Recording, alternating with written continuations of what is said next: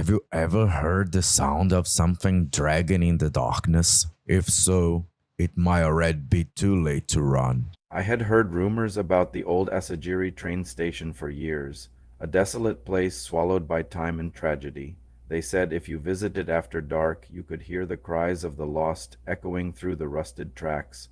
Ghost stories like that had always fascinated me, and as an amateur photographer, I lived for the thrill of capturing the eerie and unexplained. On the first cold night of November, I decided to go. Armed with my camera, a flashlight, and an unreasonable amount of courage, I boarded the last operational train to a nearby town. From there, it was a 20-minute walk to the abandoned station. The path was desolate, lined with skeletal trees that clawed at the night sky. My breath fogged up in the freezing air, and the only sound was the crunch of gravel beneath my boots. Ahead, I saw the silhouette of the old platform, half collapsed, bathed in ghostly moonlight. I stepped onto the platform, and the wooden planks groaned under my weight. My flashlight cut through the darkness, revealing shattered glass from broken windows and graffiti etched into the walls. The air was damp and heavy, carrying the faint metallic scent of rust. I set up my camera, scanning the viewfinder for the perfect shot. The silence was oppressive, like the station was holding its breath. Then I heard it, a faint, metallic scraping sound. I froze. It came again, louder this time. A deliberate, dragging noise that seemed to echo off the walls of the empty station. I turned, my flashlight beam trembling as I swept it across the platform. Nothing, just shadows, but the sound persisted, growing closer, and then it stopped. I told myself it was just the wind scraping some debris across the platform. I had read enough horror stories to know how easily the mind could twist ordinary things into something terrifying. Still, my hands shook as I adjusted the camera lens, pretending the sound had never happened. Then, out of the corner of my eye, I noticed something, a faint outline just beyond the edge of the platform where the tracks disappeared into the dark. Hello? My voice came out cracked, barely more than a whisper. Nothing. The figure didn't move. I swallowed hard and raised the camera. My flashlight's beam was too weak to cut through the gloom, but the camera's lens could capture details my eyes couldn't. I snapped a photo and checked the screen. My stomach dropped. The figure wasn't standing. It was crouched. Its silhouette was wrong, unnatural. The head was tilted at an impossible angle, and the arms, they were long, too long, bending in ways that weren't human. I felt the cold grip of fear tighten around me, but I couldn't look away. I snapped another photo, hoping to see it more clearly. Click. The sound echoed in the empty station like a gunshot. The figure moved, a sharp, jerking motion. It dropped down to the tracks, vanishing from sight. I staggered back, my breath coming in ragged gasps. My flashlight wavered as I pointed it toward the rails, desperate to catch a glimpse of where it had gone. That's when I heard it again. Scrape, scrape. The sound was coming from the tracks, but it was faster now, more frantic, as if something was dragging itself toward me. The scraping sound was relentless now, echoing off the empty walls of the station. My flashlight trembled as I pointed it toward the tracks. The beam caught glimpses of gravel, broken ties, and frost glistening in the moonlight, and then I saw her. She was dragging herself along the tracks, her elbows jerking her forward with unnerving speed. Her body was mangled, the lower half missing entirely. Torn flesh and splintered bone glistened grotesquely in the cold light. Her eyes locked onto mine, black pits of malice, glinting with a feral hunger. Her mouth stretched into a jagged grin, her teeth bared like a predator about to strike.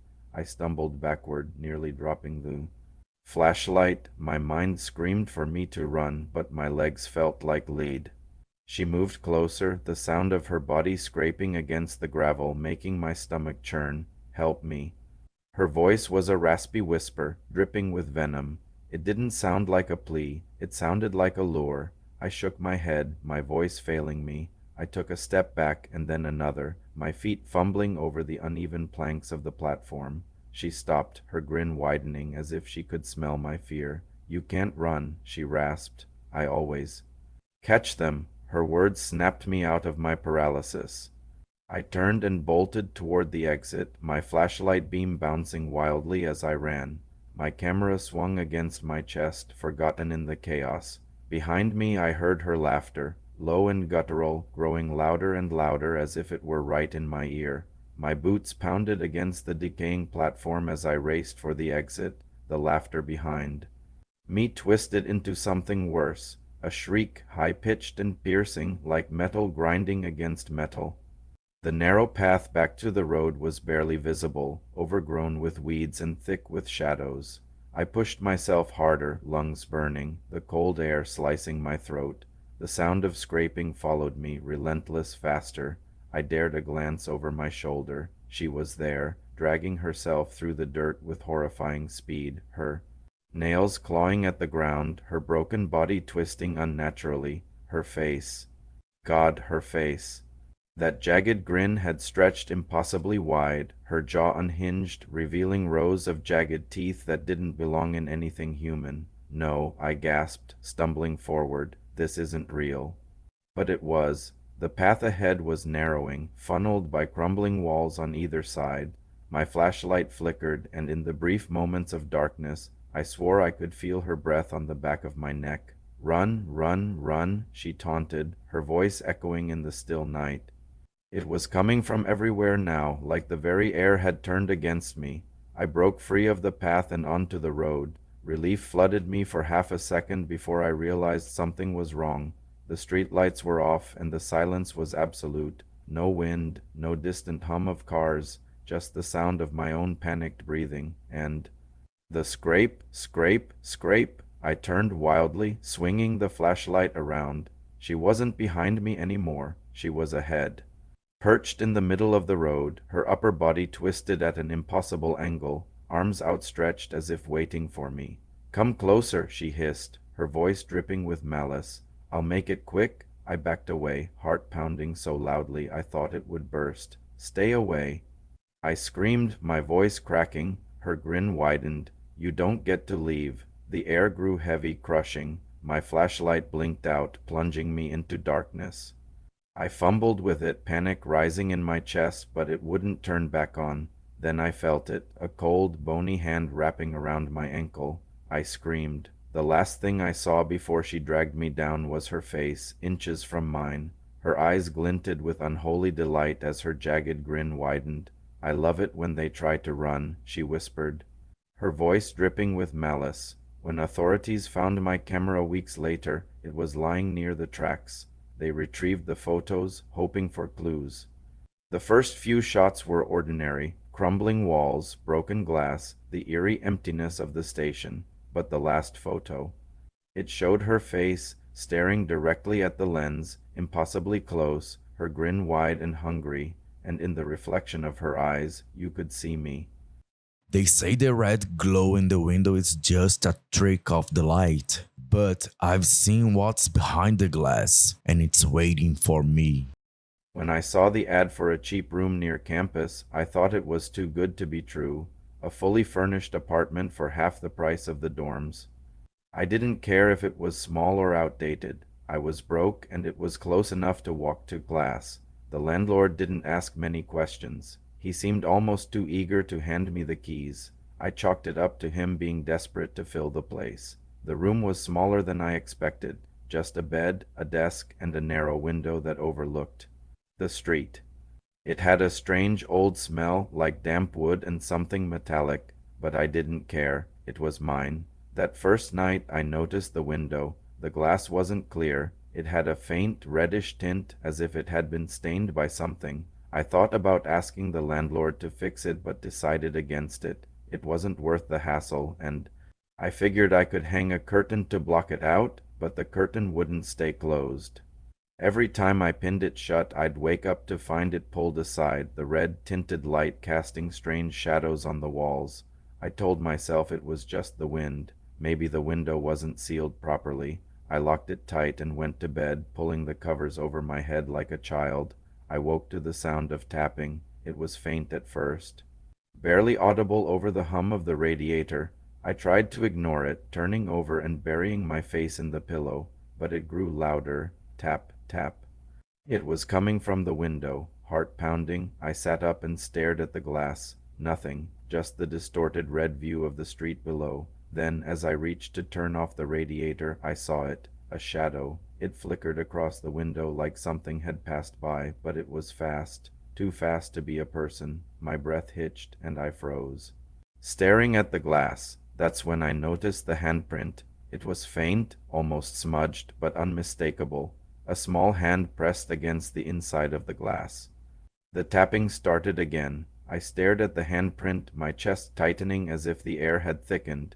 It couldn't be real. It had to be some kind of trick, a smudge I hadn't noticed before. But then it moved. Slowly, deliberately, the print slid down the glass, leaving behind streaks that looked almost wet. The tapping stopped, replaced by a soft scraping sound, like nails running across the surface. I grabbed my phone, fumbling with the flashlight, and shone it on the window.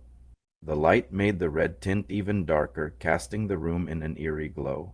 I couldn't see anything beyond the glass, no shadow, no movement, and then in the reflection I saw her. She was behind me, a woman, pale, her face a twisted mask of hatred. Her body was contorted, bent backward as if her spine had been broken. Her hair hung in damp, stringy clumps, and her eyes, they were dark, endless voids that seemed to pull at my soul. I spun around, my phone clattering to the floor. She wasn't there. The room was empty, the shadows unchanged. My breath came in ragged gasps as I picked up my phone, the light shaking in my trembling hand. That's when the whispering began. It wasn't clear at first, just a low murmur, like the sound of water running through pipes, but it grew louder, more distinct, until I could make out the words, "Why did you come here?" "You shouldn't be here." The voice was sharp like broken glass, and it came from everywhere at once. I stumbled back against the desk, knocking over a lamp. The bulb shattered, plunging the room into darkness. My phone light blinked out, and the window began to glow. The red glow pulsed, filling the room like blood seeping into every corner. I backed away from the window, pressing myself against the cold wall. Something moved beyond the glass. It was faint at first, just a dark blur shifting back and forth, but it was getting clearer, closer. The figure was pressed against the other side, her body twisting and writhing unnaturally. Her broken, elongated limbs scraped against the glass, leaving deep scratches. Her face pushed forward, stretching the skin tight over her skull. Her mouth was open wide, too wide, a gaping maw of jagged teeth that didn't belong in any living creature. I could feel her hunger. The whispering returned, louder this time, like a chorus of voices in my ears. "Let me in, let me in, let me in." "No," I choked, shaking my head. My voice was barely a whisper. "Stay away." The room grew colder, the air heavy with the smell of decay. Frost formed along the edges of the glass, spidering out in jagged lines. My breath came out in white puffs, and I could feel my heartbeat thudding in my throat. Then came the first crack, the sound echoed through the room like a gunshot as a fracture split the window down the middle. I screamed, bolting for the door, but the handle wouldn't turn. It was stuck, rusted in place as if it had been there for 100 years. Behind me, the crack grew louder. I turned in time to see the glass shatter. She came through, not falling, not climbing, just pulling herself through the broken frame, her body folding and unfolding in ways that shouldn't have been possible. Shards of glass sliced through her skin, but she didn't bleed. Her eyes were locked on mine, and her grin was wider than ever. "You can't leave," she said, her voice like nails dragging across a chalkboard. I scrambled back, tripping over the fallen lamp. My head hit the floor, and stars exploded in my vision.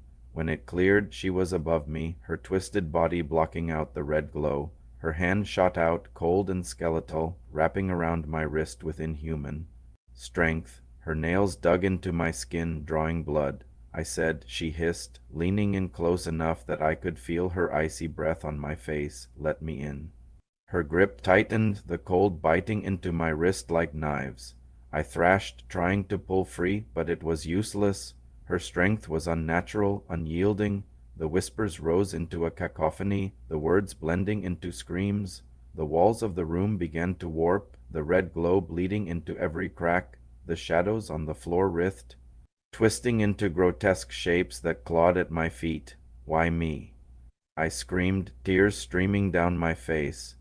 She tilted her head, her grin stretching impossibly wider. You opened the door. What door?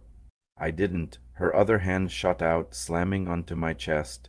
The weight of it crushed me, forcing the air from my lungs. Her fingers felt like ice, coated steel, digging into my skin, burning and freezing at the same time. I stared into her eyes, those endless voids, and felt myself slipping away, my vision blurred, the room spinning. As the walls closed in, but in the last moment of clarity, I realized something. The red glow wasn't coming from the window, it was coming from her. Her body pulsed with an unholy light, her skin splitting to reveal veins of crimson fire. The room was crumbling around us now, the floor splintering, the walls collapsing into a dark abyss. She leaned closer, her face inches from mine, and whispered, "There's no escape."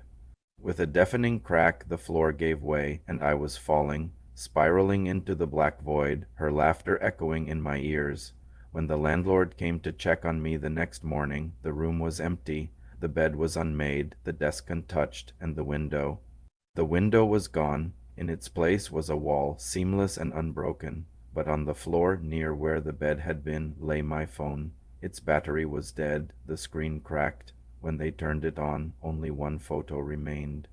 It showed the room bathed in red light. In the corner, a shadowy figure crouched, her face just visible, grinning wide, her eyes fixed on the camera, and in the reflection of her eyes, you could see me.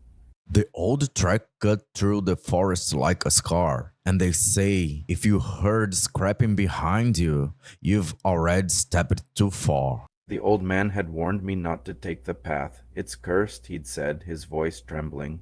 No one who enters comes back the same, if they come back at all. But I was too stubborn, too desperate to care. The sun was setting, and I was already hours off the main trail. My phone battery was nearly dead, and my map app wasn't loading. The only chance I had of finding my way back was following the narrow rail tracks that cut through the forest. The air grew colder as I walked, the dense trees swallowing the fading light. The tracks were ancient, the metal warped and rusted, disappearing into the fog that crept along the ground. My footsteps echoed faintly, but every so often I thought I heard another sound, a faint scuffing noise as if someone or something was following me. I stopped, holding my breath, silence, just the whisper of the wind through the trees. But then it came again, scuff, scuff. I spun around, my heart pounding, but the path behind me was empty. Only the fog and the endless line of trees, their gnarled branches reaching like claws. "You're imagining things," I muttered, forcing a laugh. "Just keep going." But the deeper I went, the heavier the air became. The forest seemed to close in around me, the trees leaning closer, the fog thickening. Even the tracks began to change, the rusted rails now glistening as if wet with blood. And then I saw it. A figure standing on the tracks, barely visible through the mist. The figure stood motionless, a black silhouette against the pale fog. It was small, hunched, and wrong. I couldn't make out its face, but the way it tilted its head made my skin crawl. "Hello?" I called out, my voice cracking. The sound felt hollow, swallowed by the trees. The figure didn't move. I stepped closer, my boots crunching on the gravel between the rails.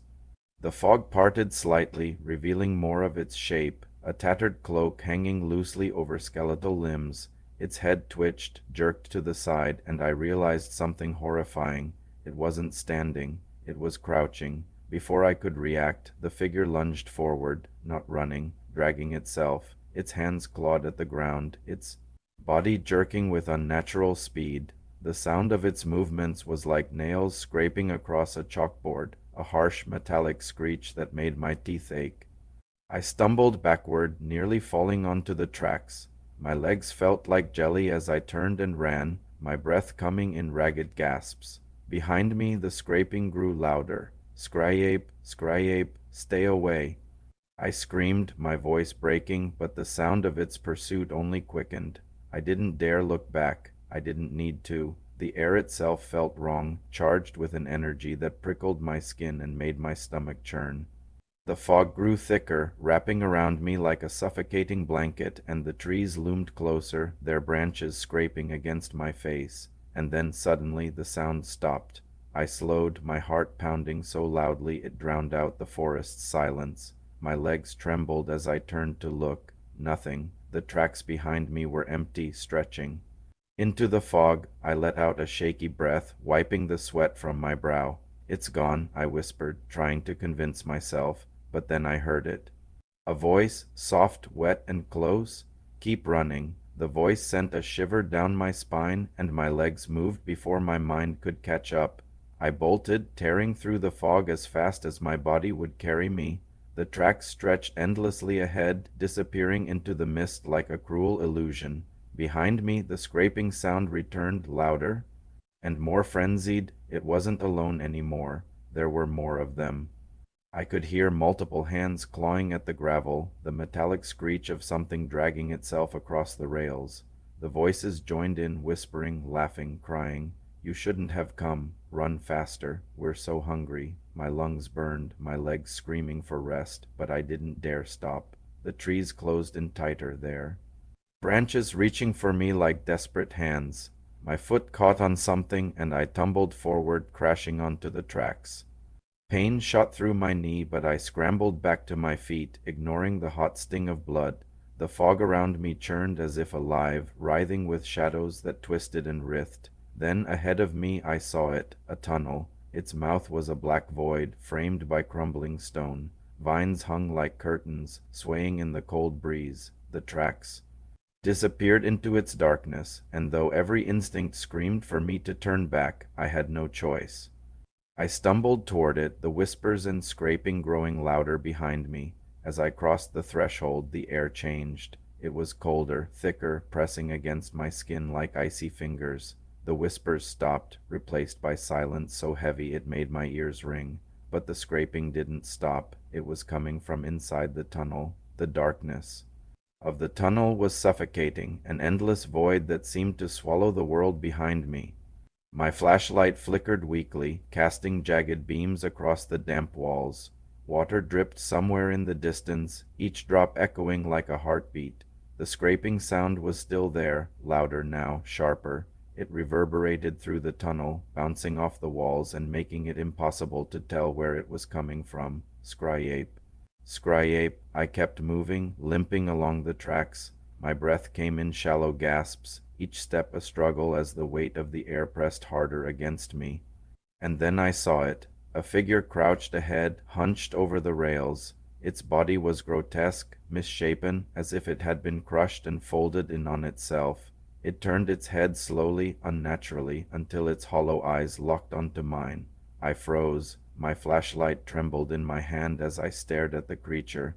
It didn't move at first, just watching me, its head twitching slightly. Then it opened its mouth. The scream was inhuman, a sound so piercing it felt like shards of glass driving into my skull. I staggered backward, clutching my ears, but the sound was inside me, rattling through my bones. And then it lunged. It didn't run. It flew across the ground, its body dragging behind it like a puppet with broken strings.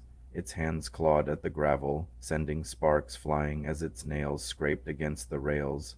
I turned and ran, my legs barely holding me up. The tunnel seemed endless, the darkness closing in tighter with every step.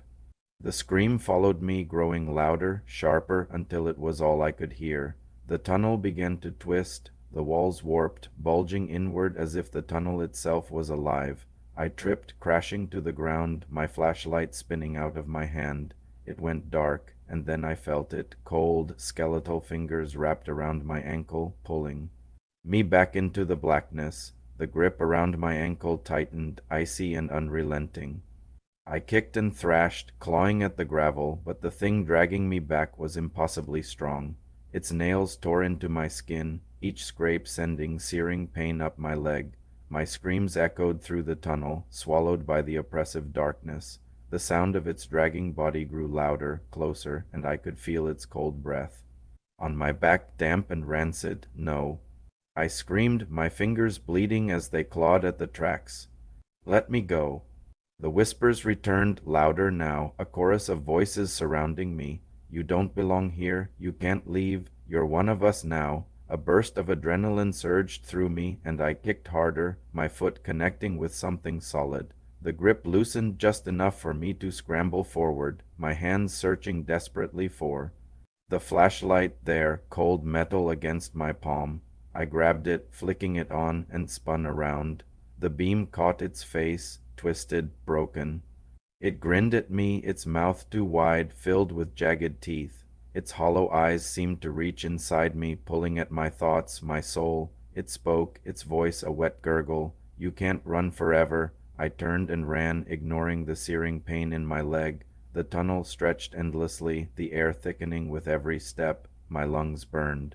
My vision blurred, but I kept going. And then I saw it, a faint light ahead, flickering like a dying flame. Hope surged in my chest as I pushed toward it, every ounce of strength I had left driving me forward. The whispers screamed in protest, the voices growing louder, angrier. Stop. Stay with us. You'll never escape. The light grew brighter, blinding. I stumbled through it, collapsing onto cold, wet grass. Silence. The air was still, the forest eerily quiet. I looked back, expecting to see the tunnel, the tracks, but there was nothing, just trees. For a moment I thought I was safe. But then I saw them, figures emerging from the shadows, their broken bodies twisting and dragging as they crawled closer. Their whispers filled the air, and the last thing I heard before the world went dark was her voice, soft and mocking. Welcome home. The hikers found my phone 2 weeks later, lying on the edge of an old rail line. Deep in the forest, the photos told a story no one could explain. The first showed rusted tracks disappearing into a dense fog. The second, a shadow crouched in the distance, its form blurred but unmistakably wrong. The last photo was the most chilling. It showed my face, pale and terrified, reflected in a pair of hollow black eyes, and behind me the fog was filled with shadows.